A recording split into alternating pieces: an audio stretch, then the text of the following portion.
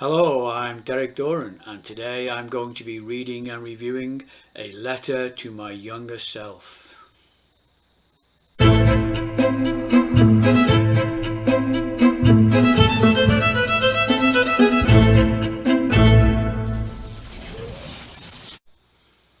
I was at a poetry workshop a while back, given by a friend of mine, Charlie Markwick. Charlie, if you're watching, hi mate. And one of the exercises in this workshop was to write a letter to our younger selves. Now everybody in the group began writing except for me.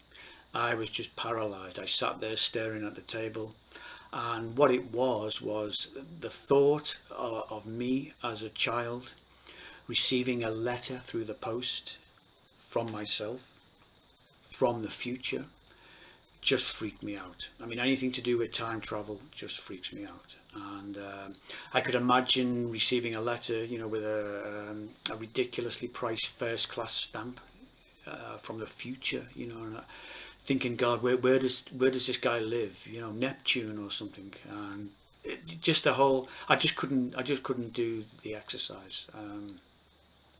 And when I got home that night, I thought, you didn't really enter into the spirit of the workshop. Just sit down and do it. It'd be a good exercise to do. So I sat down that night and I wrote a letter to my younger self, and this is what I wrote. Have it here. M. There we go. That's the letter I wrote. A nice kind of middle of the alphabet sort of letter, and it was all I could think of really. I mean, it could be a W, it could be a W, and that would be the lesson to my younger self, that life could give you M's or it can give you W's. It all depends on perception. That's in the end not a worthless exercise. I mean, it could be an E or a 3. I don't know which. It might even be a letter at all. But yeah, I mean, still kind of a cop out really.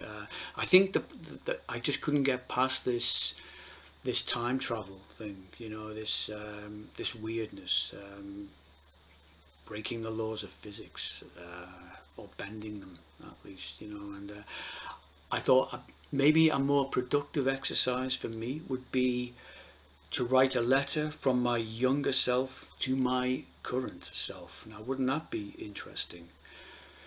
And it wouldn't involve bending or breaking any laws of physics. You could imagine yourself as a child, any age you want. I was, for me, back into the 1970s or something. You write it, you put it in an envelope, you throw it in a box, and decades later you open it, and that could be really interesting. And we tend to think of the passing of wisdom as going from the old to the young. Well, maybe it can go the other way too. I'm sure it does. There must be many things we know as youngsters that we forget as we get older, or we become more cynical, more practical, and maybe we forget the dreams and the ambitions and the hopes that we had. And perhaps it would be useful to try and go back to that mindset and see if I could rekindle something. So I sat down and I wrote a letter from my younger self to the present day, and here is that letter. I've put it in an envelope, do not open till 2021. I wrote it a few days ago, so I can't remember what's in here, and I'm going to open it live here on recorded video. And well, let's see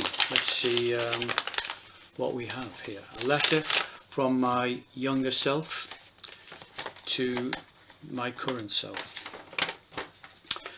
W. And it's definitely W. It says it's not an M or anything. Yeah. Okay, I'm only joking. I do have a proper letter here that I've written, and here we go. Look, you can see written on pen and paper, because back in the day, that's what I would have used. We didn't have computers or printers in the house in those days, so it's a handwritten letter from the younger me to the current me. Here we go then. Dear me, I hope I am well and still alive. I guess I am. If I'm reading this, I must be still alive. Do I remember me writing this letter to myself? I suspect by now I'm flying in my spaceship around the planet Neptune where I'm living. What's it like? I bet I've had lots of sex in my life. What's it like? I hope all the sexy women on Neptune look like the blonde one out of ABBA in the 1970s. Can I time travel?